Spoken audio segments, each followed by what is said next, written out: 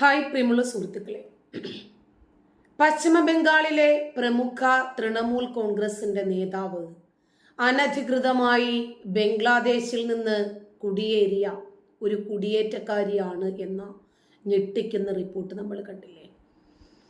എങ്ങനെയാണ് ബംഗ്ലാദേശികൾക്ക് അനധികൃതമായി നമ്മുടെ രാജ്യത്തേക്ക് കുടിയേറാനും ഈ രാജ്യത്തിന്റെ നിയമം അനുശാസിക്കും വിധം ഇങ്ങനെ പാർട്ടികളിലൊക്കെ പ്രവർത്തിക്കാനും ഇലക്ഷന് മത്സരിക്കാനും ഒക്കെ എങ്ങനെയാണ് സാധിക്കുന്നത്?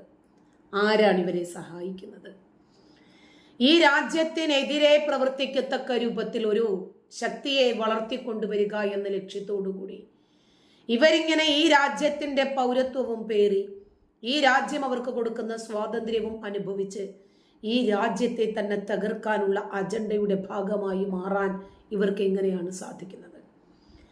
മാൽഡ ജില്ലയിലെ വനിതാ മുഖവും പഞ്ചായത്ത് പ്രധാനിയുമാണ് ലൗലി കരുൺ. ഇവർക്കെതിരെയാണ് ഇപ്പോൾ ഗുരുതരമായ ആരോപണം ഉയരുന്നത്. ബംഗ്ലാദേശ് സ്വദേശിനിയായ നെസിയ ഷെയ്ഖാണ് ഈ ലൗലി കരുണി എന്ന പേരിൽ ആളുകളെ പറ്റിച്ചിന്ന് വിലസി നടക്കുന്നത്. തന്നെയുമല്ല, വ്യാജരേഖയുണ്ടാക്കി തദ്ദേശ തെരഞ്ഞെടുപ്പിൽ മത്സരിച്ച് വിജയിച്ചത് സംഭവത്തിന്റെ ഗൗരവം വർദ്ധിപ്പിക്കുന്നു. ഇങ്ങനെ ഇന്ന് ഔദ്യോഗിക തലങ്ങളിലും രാഷ്ട്രീയ പ്രമുഖരായി വിലസുന്നവരിലും എത്ര പേർ പാകിസ്ഥാനികളും ബംഗ്ലാദേശികളും ഉണ്ട് എന്ന് നമ്മളെ ചിന്തിപ്പിക്കുന്ന വിഷയം കൂടിയാണിത്. മാൽഡയിലെ റാഷിദാബാദ് ഗ്രാമപഞ്ചായത്ത് പ്രധാനിയായ ലൗലി കരുൺ കുടിയേറ്റക്കാരിയാണ് എന്ന റിപ്പോർട്ടുകൾ പുറത്തു വരുന്നു. അതിന് പിന്നാലെ ബംഗാളി ചാനലായ TV9 നടത്തിയ അന്വേഷണത്തിൽ യഥാർത്ഥ പേര് നെസിയ ഷെയ്ഖ് എന്നാണെന്നും അതിർത്തി അനധികൃതമായി കടന്നതാണെന്നും വ്യക്തമായി. പാസ്പോർട്ട് ഇല്ലാതെയാണ് ഇവർ ഇന്ത്യയിലേക്ക് കടന്നത്. ഹരിശ്ചന്ദ്രപൂരിലെ TMC നേതാക്കളുടെ പിന്തുണയോടുകൂടിയായിരുന്നു രാഷ്ട്രീയ പ്രവേശനം. നിരവധി വ്യാജരേഖകളാണ് ഇവർ ഇതിനായി ചമച്ചത്. വ്യക്തിഗത തിരിച്ചറിയൽ രേഖകൾ മുതൽ OBC സർട്ടിഫിക്കറ്റ് വരെയുണ്ടാക്കി. വിജയം ഉറപ്പാക്കാൻ വ്യാജരേഖകളും ഒപ്പുകളും ഒക്കെ ലൗലി ഉണ്ടാക്കിയെന്ന് നാട്ടുകാർ തന്നെ മാധ്യമങ്ങളിലൂടെ വ്യക്തമാക്കുന്നു. തെരഞ്ഞെടുപ്പിൽ ലൗലി കൃത്രിമം കാണിച്ചു എന്നാരോപിച്ച് എതിർ സ്ഥാനാർത്ഥിയായ റെഹ്ന സുൽത്താന സമർപ്പിച്ച ഹർജി കൽക്കട്ട ഹൈക്കോടതിയിൽ സമർപ്പിച്ചിരുന്നു. വിഷയം അന്വേഷിച്ച് 6 മാസത്തിനകം റിപ്പോർട്ട് സമർപ്പിക്കാൻ SDOയോട് ഹൈക്കോടതി നിർദ്ദേശിക്കുകയും ചെയ്തു. എന്നാൽ സമയപരിധി പിന്നിട്ടിട്ടും റിപ്പോർട്ട് സമർപ്പിക്കാൻ അധികാരികൾ തയ്യാറായില്ല. ഇതിന് പിന്നാലെയാണ് ഞെട്ടിക്കുന്ന വിവരങ്ങൾ പുറത്തു വരുന്നത്. ഈ രൂപത്തിൽ അനധികൃതമായി ബംഗ്ലാദേശികൾ നമ്മുടെ രാജ്യത്തിലേക്ക് ഒഴുകിയെത്തുകയാണ്. ഡൽഹിക്കു പിന്നാലെ ഇപ്പോൾ മുംബൈയിലും അനധികൃത ബംഗ്ലാദേശി പൗരന്മാർക്കെതിരെ നടപടി കർശനമാക്കുകയാണ്. ബംഗ്ലാദേശി നുഴഞ്ഞുകയറ്റവുമായി ബന്ധപ്പെട്ട് 195 കേസുകൾ രജിസ്റ്റർ ചെയ്തിട്ടുണ്ടെന്നും 278 ബംഗ്ലാദേശി പൗരന്മാരെ അറസ്റ്റ് ചെയ്തിട്ടുണ്ടെന്നും Mumbai police joint commissioner law and order Satyanarayana Chaudhary പറഞ്ഞു. ഇപ്പൊ ബംഗ്ലാദേശിൽ നിന്നും നുഴഞ്ഞു കയറി വ്യാജരേഖകൾ ഉണ്ടാക്കി, വ്യാജ പേരുണ്ടാക്കി, ഡ്യൂപ്ലിക്കേറ്റ് ഒപ്പും സീലും ഉണ്ടാക്കി ഇലക്ഷനിൽ മത്സരിച്ച് പഞ്ചായത്ത് തലം വരെ എത്താൻ ഒരു ബംഗ്ലാദേശിലെ അനധികൃത കുടിയേറ്റക്കാരിക്ക് സാധിച്ചെങ്കിൽ ഏതൊക്കെ തലങ്ങളിലായിരിക്കും ഇന്നിവർ നമ്മളെ നിയന്ത്രിച്ചു കൊണ്ടിരിക്കുന്നത്? നമ്മളെ സേവിക്കുന്നു എന്ന വ്യാജേന ഇവർക്ക് വോട്ട് ചെയ്യാനും ഇവർക്ക് വേണ്ടി സംസാരിക്കാനും ഇവർക്ക് അധികാര കസേര നൽകാനും ഇവിടെ ഒരുപാട് രാഷ്ട്രീയ പാർട്ടികളുണ്ട്. പിന്നെ എങ്ങനെ ഇവർ വരാതിരിക്കുക? ഇവരെ കൊണ്ടുവരാനും ഇവരെ പൂമാലയിട്ട് സ്വീകരിക്കാനും വേണ്ടി വന്നാൽ അതിഥി തൊഴിലാളികൾ എന്ന് വിളിച്ച് ഇവരെ ആദരിക്കാനും റേഷൻ നൽകാനും വരെ സംസ്ഥാന തല മുഖ്യമന്ത്രിമാര് വരെ തയ്യാറായിരിക്കുമ്പോൾ ഇതൊന്നും ഒരു അത്ഭുതവുമല്ല. ഇപ്പോ നിയമ നടപടികൾ പൂർത്തിയാക്കിയ 50 ബംഗ്ലാദേശി കുടിയേറ്റക്കാരെയാണ് മുംബൈയിലും പുറത്താക്കിയത്. കഴിഞ്ഞ 3 ആഴ്ചക്കിടയിൽ 50 ബംഗ്ലാദേശി പൗരന്മാരെ മുംബൈയുടെ വിവിധ ഭാഗങ്ങളിൽ നിന്ന് അറസ്റ്റ് ചെയ്തു. ബംഗ്ലാദേശി പൗരന്മാർ മുംബൈയിൽ നിന്ന് വാടകയ്ക്ക് താമസിക്കുന്നവരാണ്. ഈ സാഹചര്യത്തിൽ വീട് വാടകയ്ക്ക് നൽകുന്നതിന് മുമ്പ് വാടകക്കാരെ കുറിച്ച് പോലീസിന് വിവരം നൽകണം എന്ന വീട്ടുടമകൾക്കും പ്രത്യേകം നിർദ്ദേശം നൽകിയിട്ടുണ്ട്. അത്തരമൊരു നിയമം നമ്മുടെ നാട്ടിലുണ്ട്, പക്ഷേ പ്രാവർത്തികമാക്കപ്പെടുന്നില്ല. സഹകരിച്ചിട്ടില്ലെങ്കിൽ കർശനമായ നടപടി ഉണ്ടാകുമെന്നും സത്യനാരായണ ചൗധരി മുന്നറിയിപ്പ് നൽകി. ഞായറാഴ്ച രാത്രി ഘട്കോപ്പർ പോലീസ് അനധികൃതമായി താമസിക്കുന്ന 3 ബംഗ്ലാദേശികളെ അറസ്റ്റ് ചെയ്തതായും റിപ്പോർട്ട് ചെയ്തു.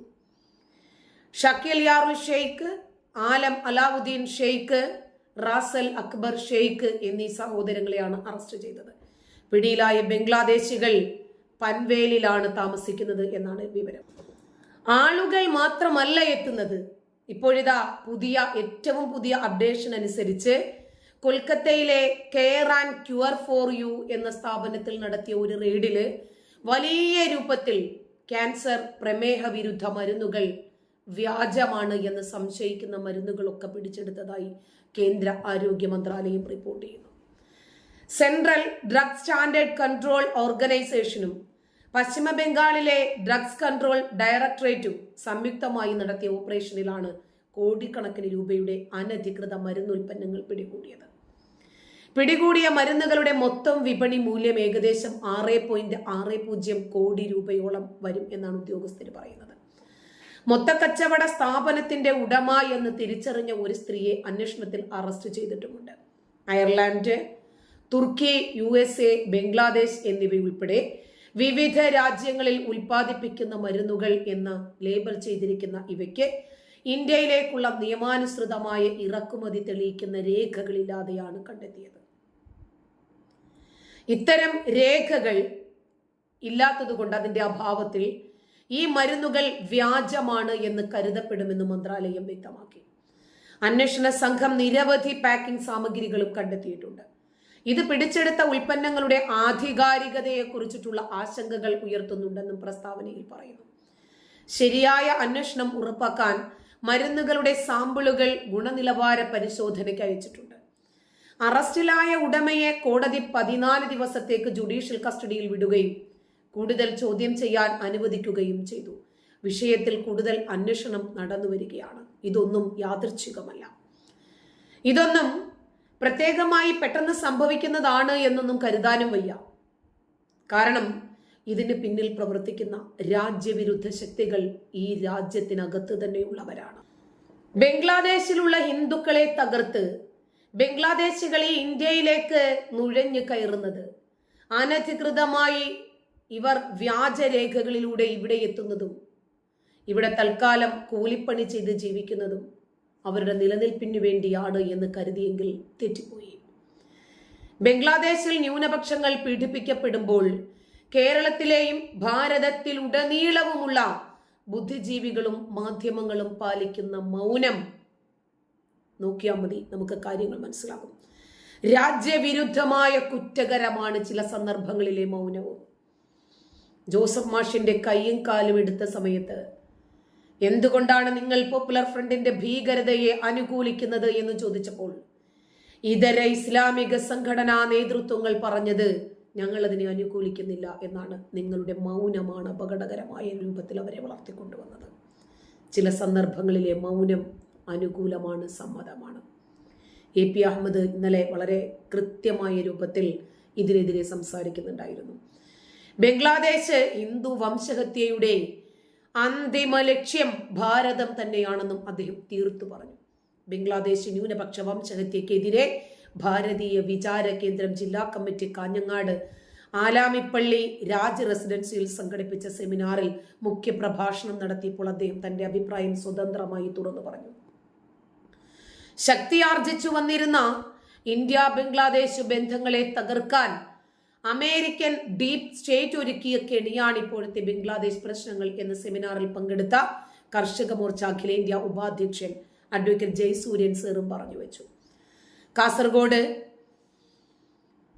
അദ്ദേഹത്തിന് തുറന്ന അഭിപ്രായം പറയാൻ ഒരു വേദി കിട്ടിയപ്പോൾ ശരിക്കും എന്താണ് ബംഗ്ലാദേശിൽ സംഭവിക്കുന്നതെന്നും ബംഗ്ലാദേശിലെ ഹിന്ദുക്കളെ മുഴുവനും നരഹത്യ നടത്തി കഴിഞ്ഞാൽ അവർ അടുത്തതായി ലക്ഷ്യം വെക്കുന്നത് ഭാരതത്തെയാണെന്നും പറഞ്ഞത് ഈ സമീപ കാലഘട്ടങ്ങളിലെ വാർത്തകളെ ക്രോഡീകരിച്ചുകൊണ്ട് തന്നെയാണ്. നന്ദി.